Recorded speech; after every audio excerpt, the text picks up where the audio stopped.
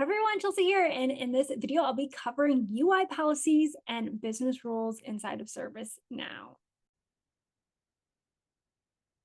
So ServiceNow has over 30 places where you can code or any code can be inserted to change the behavior of the platform. So you can do a lot of customization inside of ServiceNow as well as configuration, which isn't the coding.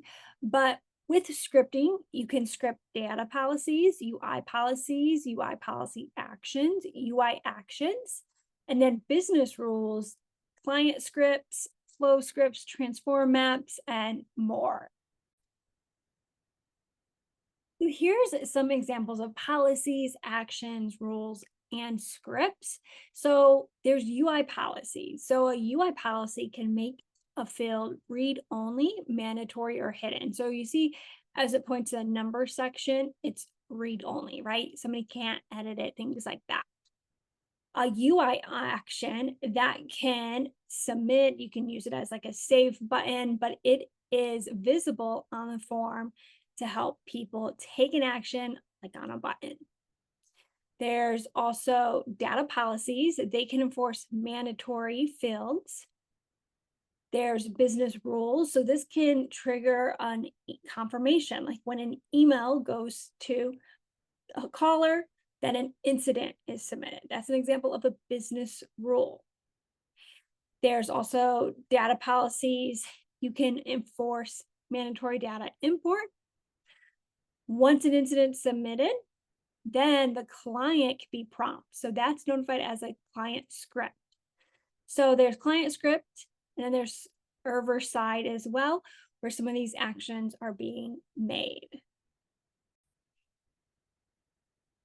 So as a developer in ServiceNow, you utilize JavaScript. This can customize an instant application, anything that you want to be done.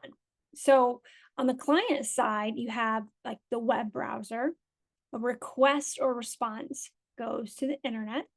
Then you have the server side, which is like the application server and the ServiceNow database. So you can use JavaScript to execute on both sides, the client script, which is that web browser side, or the server side, which is the database. And this can help you to alter, customize things that you need. So for UI policy and UI policy actions, I'm going to break down the differences here. So UI stands for user interface.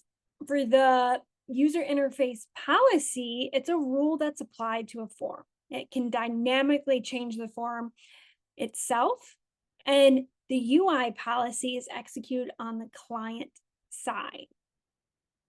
So that's like the web browser. Then you can also use a UI policy to set fields on a form. So it could be like mandatory, optional, hidden, visible, read only, editable.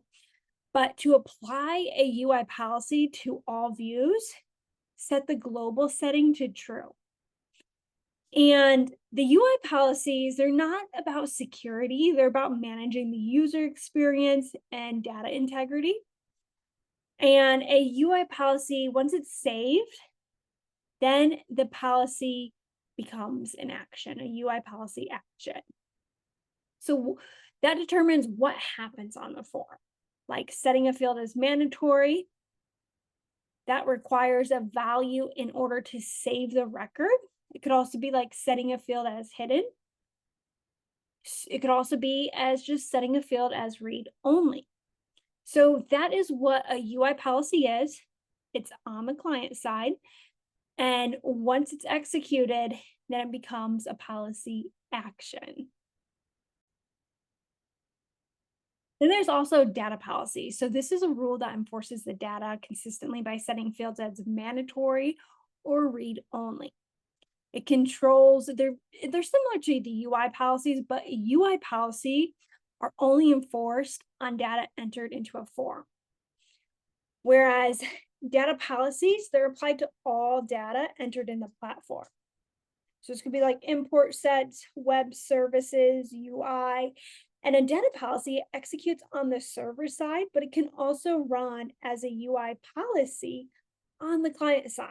So it can go client side and server side for data policies. For example, you have this image here. You have the internet application server and then the ServiceNow database. They're all working together. So they're similar to UI policies, but a UI policy is only applied to the data entered on a form through the browser client side.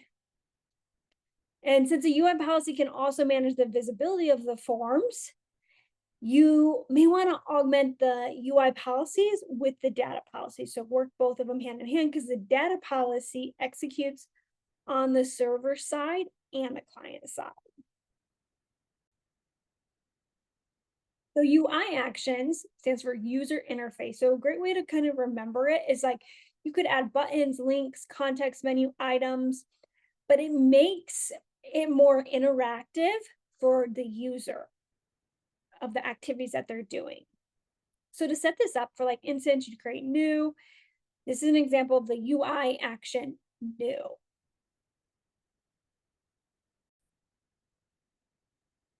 And then you've heard me speak about the client side versus server side. So client side, you have client scripts. This you are able to make real-time changes to the appearance of the user interface and on the forms. And client scripts, that's executed on the client side, right? Name client there. But it can be created to do the following. So automate and update the location field to reflect the data of like, hey, this is the caller, for an example. It could disable attachment links on a closed record, for example, or could display notification at top of the page when a confirmation request is submitted. So those are some examples of client side. And you also have business rules. So business rules is on the server side. So a business rule is configured to run when a record's displayed, inserted, or updated, or deleted. And it can be set to run before or after the database has occurred. So after an action occurred or before, you can use business rules. When setting up a business rule, the business rule executes of the following. So before record is saved to the database or after record saved to the database. And then also in the async area, which is when it's queued.